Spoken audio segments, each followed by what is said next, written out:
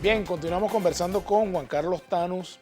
Él es presidente, director de la Asociación de Colombianos en Venezuela. Pero fíjate, hay temas como por ejemplo la presencia de venezolanos en Colombia por la situación política y social nuestra, el éxodo venezolano hacia Colombia, casi 2 millones, como tú señalabas.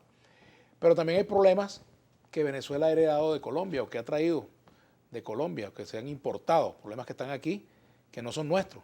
Por ejemplo, el hecho de que haya grupos armados en la frontera, las operaciones paramilitares de grupos guerrilleros, de bandas armadas, de grupos que eran antes guerrillas y ahora son cuatreros, de grupos que eran paramilitares y también se dedican al tráfico de drogas o a la explotación en fincas, etcétera. Hay tanta cosa vinculada pues, a Colombia desde hace tantos años. Por ejemplo, la presencia de grupos armados. Ahora se habla de grupos armados en la minería, el ELN en el sur del país. En fin, hay todo un conjunto de temas que me gustaría comentar contigo también.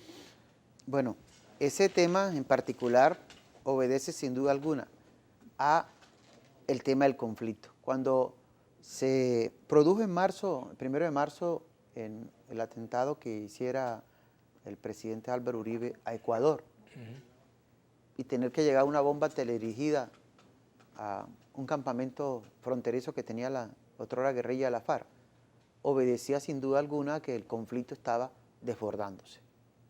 O sea, el conflicto no está concebido como lo había propuesto el expresidente Uribe, que se había terminado en su mandato, y muestra de eso son los 6.400 falsos positivos que se reconocen ya en esos primeros 8 años y 2 años siguientes del gobierno de Santos. El conflicto ha ido desbordándose. ¿Por qué? Porque sin duda alguna las 5 regiones más golpeadas por el conflicto son regiones que económicamente tienen enormes desarrollos y hay un apetito de los grupos. Entonces, si usted dice, listo, ¿qué región de Venezuela fronteriza está impactada por el conflicto? Revise entonces el departamento de Arauca y va a encontrar que ahí hay frentes guerrilleros. El ELN tiene historia en el Arauca vinculado a la lucha por el tema del petróleo, pero además la FARC, la antigua FARC y la nueva FARC tienen desarrollo en un departamento como Arauca, por citar una cosa. Pero además hay 2 desarrollos de orden nacional que son vinculados a la parapolítica, del paramilitarismo concreto, que tiene una brigada que tiene además 9 batallones en un departamento como Arauca. Entonces, si a Guasdualito llega los efectos, los daños colaterales, como dicen los estadounidenses, significa entonces que está desbordado el conflicto. No lo puedo controlar, no he tenido cómo sostener la guerra en mi geografía, que se me desborda, porque sin duda alguna... Eso suma el conflicto político entre los 2 gobiernos, ¿no? Sí. Que, bueno, no facilita el terreno para que se resuelva. No hay, porque además si hubiese voluntad de Bogotá y Caracas, sin duda alguna se llega a un acuerdo. Ahora, cuando le conviene entonces a un mandatario en Colombia, en Venezuela hay presencia guerrillera. Cuando no dicen nada en lo absoluto, ¿no? Y digo esto porque hasta fotografías que han correspondido, lógicamente, a algunos trabajos de inteligencia, y ni siquiera en la frontera con Colombia, son mostradas como como evidencia para señalar la presencia de guerrilleros del ELN, de la FARC, incluso del EPL en territorio venezolano. Pero sin duda alguna es el desbordamiento del conflicto. Ahora, ¿por qué el conflicto está desbordado? Porque los mecanismos de negociación no están habilitados para ello, en el caso del ELN y el EPL, o porque el incumplimiento por parte del Estado frente a la otrora guerrilla de la FARC no fue efectivo. A propósito de eso, fíjate que se ha dado, tú comentabas la cifra de personas que han sido ejecutadas y bueno, muchos excombatientes de la FARC han sido asesinados, ¿no? En Colombia, y eso por supuesto también le da a los grupos disidentes el argumento de decir, fíjense ustedes, no podemos hacer la paz con esta gente que fíjense cómo incumplen los acuerdos, ¿no? Vladimir, es que una sociedad delictualmente hablando, tan desarrollada como la colombiana, le es mucho más fácil conseguir fusil y pistola y armar estructura que legalizar un partido político. Entonces, ¿qué ocurre? Al gobierno le ha costado cumplirle mínimamente a los excombatientes de la FARC. El tema de la reforma agraria rural integral, que es un elemento importante en la negociación y que podía dar con la culminación del conflicto. Acuérdense que el conflicto colombiano tiene sus orígenes en la tenencia de la tierra. Claro, cuando matan Y con esencia, justamente, Gaitán. si el gobierno cumple, sin duda alguna, la fuerza guerrillera que se desmovilizó estaría dedicada a otros quehaceres distintos. Ahora, esa decisión del gobierno de no darle desarrollo, darle cabida al tema de la paz, pues lo pone en un fracaso frente al plano internacional. ¿Por qué? Porque tiene que reconocer entonces que todavía hay guerra en Colombia, tanto así que afecta a regiones como Arauca y Apure, por poner un ejemplo, ¿no? Es decir, tiene que reconocer que hay un conflicto en Colombia, que no se eliminó el conflicto con los acuerdos solamente con la FARC, que quedó además un grupo que el gobierno de Santos y de Duque lo llamaba minoritario, cerca de 5.500 hombres alzados en armas, y no ha sido posible entonces 570.000 hombres que tiene el Estado colombiano acabar con 5.500 del ELN.